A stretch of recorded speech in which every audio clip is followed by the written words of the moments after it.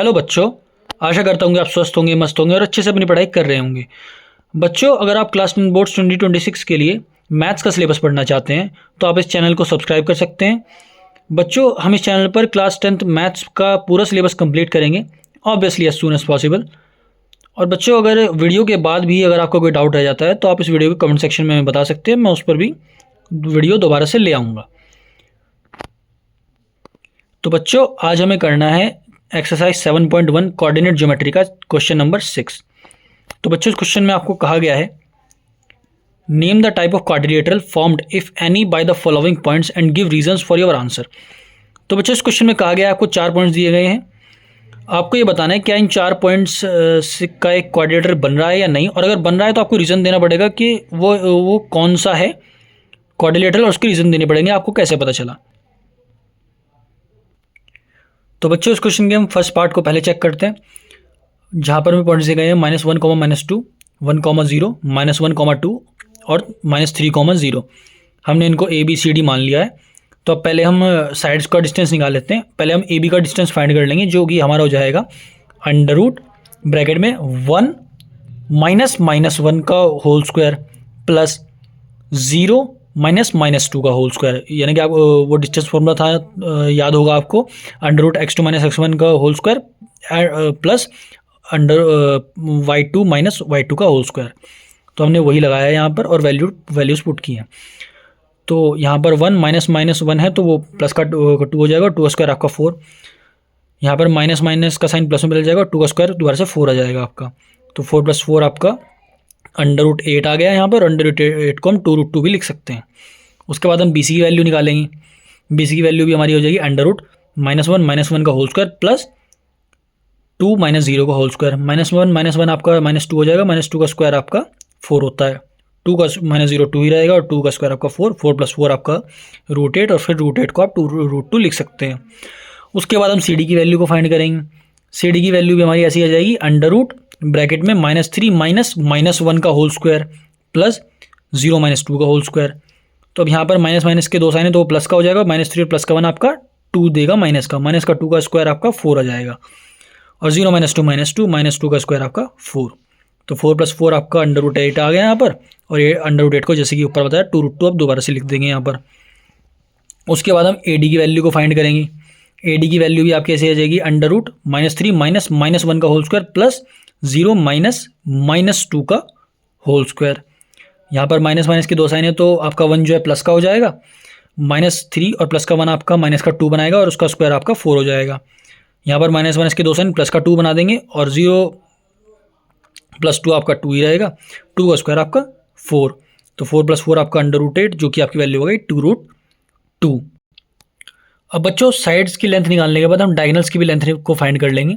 Diagonal जो आपका AC है उसकी लेंथ हमारी हो जाएगी अंडर रूट -1 का होल स्क्वायर प्लस 2 -2 का होल स्क्वायर। तो यहाँ पर माइनस के साइन है वो प्लस का हो जाएगा, 1 प्लस का 1 और माइनस का 1 आपका 0 बना देगा, 0 का स्क्वायर आपका 0 ही। यहाँ पर माइनस के 2 साइन वो आपका प्लस का 2 इधर ये बना देगा, प्लस का 2 और 2 4, 4 का स्क्वायर आपका 16, 0 + 16 आपका 16 हो जाएगा, और 16 का अंडर रूट सबको पता है 4 होता है। उसके बाद बी डी की वैल्यू हम देख लेंगे। बी डी की वैल्यू हो जाएगी आपकी अंडर रूट -3 -1 का होल स्क्वायर प्लस 0 -0 का होल स्क्वायर। 0 -0 आपका 0 ही रहेगा, और -3 -1 आपका -4 हो जाएगा, -4 का स्क्वायर आपका 16। तो 16 का अंडर रूट आपका 4 ही होता है। तो बच्चों, जैसा हमने कि इस क्वेश्चन में देखा कि आपकी जो दोनों जो डायगनल्स हैं AC और BD वो भी इक्वल आए, जिनकी हमारी लेंथ 4 आई, और जो चारों साइड्स हैं AB BC CD और AD उनकी भी लेंथ आपस में इक्वल आई 2√2। तो ये दोनों जो प्रॉपर्टीज़ ये जो दोनों हमारे पास रिजल्ट्स आए हैं, इनके बेस पर हम ये कह सकते हैं कि जो हमारा ABCD जो क्वाड्रिलेटरल जो बना है वो एक आपका स्क्वायर है, जिसकी क्योंकि स्क्वायर की ही चारों साइड्स आपस में इक्वल होती हैं और उसके डायगनल्स भी इक्वल होते हैं। अगर केवल चारों साइड्स इसकी इक्वल होती है और डायगनल्स इक्वल ना होते तो हम इसको कहते हैं कि रोम्बस था, लेकिन यहाँ पर डायगनल्स भी इक्वल है तो इसको हम कहेंगे कि एक स्क्वायर है। तो बच्चों, अब इस क्वेश्चन के सेकंड पार्ट को हम चेक करते हैं, जहाँ पर हमें पॉइंट्स दिए गए हैं -3, 5, 3, 1, 0, 3 एंड -1, -4। हम इनको भी नेम देते हैं, इसको point A, point B, point C और पॉइंट D। तो हम इसमें भी पहले AB की लेंथ फाइंड करते हैं। AB की लेंथ आपकी हो जाएगी अंडर रूट 3 -3 का होल स्क्वायर प्लस 1 माइनस 5 का होल स्क्वायर। ये माइनस माइनस यहाँ पे प्लस हो जाएगा, 3 प्लस 3 आपका 6, 6 का स्क्वायर आपका 36, 1 माइनस 5 आपका माइनस का 4 हो जाएगा, माइनस के 4 का स्क्वायर आपका 16, 36 प्लस 16 को आप लिख सकते हैं रूट 52, 30 प्लस 16 आपको 52 हो जाएगा। तो ये हो गया आपका रूट 52, और रूट 52 को आप 2 रूट 13 भी लिख सकते हैं। उसके बाद हम बी सी की वैल्यू को फाइंड करेंगे। बी सी हो जाएगा आपका अंडर रूट 0 माइनस 3 का स्क्वायर प्लस 3 माइनस 1 का स्क्वायर। तो 0 माइनस 3 आपका माइनस 3 का स्क्वायर आपका 9, 3 माइनस 1 आपका 2, 2 का स्क्वायर आपका 4, तो 9 प्लस 4 आपका आ गया रूट 13। उसके बाद सी डी की वैल्यू हमारी आ जाएगी अंडर रूट -1 माइनस 0 का होल स्क्वायर प्लस -4 माइनस 3 का होल स्क्वायर। तो -1 माइनस 0 आपका माइनस का 1 रहेगा, माइनस का 1 का स्क्वायर आपका 1 ही होता है। -4 माइनस 3 आपका माइनस का 7 हो गया, -7 का स्क्वायर आपका 49, 49 प्लस 1 हो गया आपका रूट 50, रूट 50 को आप 5√2 भी लिख सकते हैं। उसके बाद ए डी की वैल्यू को हम फाइंड करेंगे।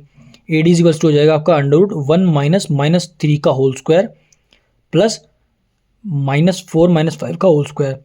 यहाँ पर माइनस माइनस प्लस हो जाएगा, तो -1 प्लस का 3 हो जाएगा आपका, प्लस का 2 बचेगा, और 2 का स्क्वायर आपका 4, -4 माइनस 5 आपका माइनस का 9 हो गया, -9 का स्क्वायर आपका 81, 81 प्लस 4 हो गया आपका रूट 85। अब इसके बाद हम डायगोनल्स की जो लेंथ है उसको भी फाइंड कर लेते हैं। तो अब बच्चों हमारा ए सी जो डायगोनल है, उसकी वैल्यू हो जाएगी अंडर रूट 0 माइनस 3 का होल स्क्वायर प्लस 3 माइनस 5 का होल स्क्वायर। तो यहाँ माइनस माइनस आपका प्लस हो जाएगा, 3 का स्क्वायर आपका 9, 3 माइनस 5 आपका -2 का स्क्वायर आपका 4, तो 9 प्लस 4 आपका हो जाएगा इक्वल्स टू में अंडर रूट 3। और जो ए डी डायगोनल है उसकी वैल्यू हो जाएगी आपकी अंडर रूट -1 माइनस 3 का होल स्क्वायर प्लस -4 माइनस 5 का होल स्क्वायर। तो यहाँ माइनस माइनस आपका प्लस हो गया, तो प्लस का 3 और माइनस का 1, तो आपका प्लस का 2 बचेगा, और 2 का स्क्वायर आपका 4 होता है। -4 माइनस 5 आपका माइनस का 9 हो गया, 9 का स्क्वायर आपका -9 का स्क्वायर आपका 81 आ गया। तो 81 प्लस 4 आपका रूट 85 यहाँ पर जो ए डी की लेंथ है वो आ जाएगी।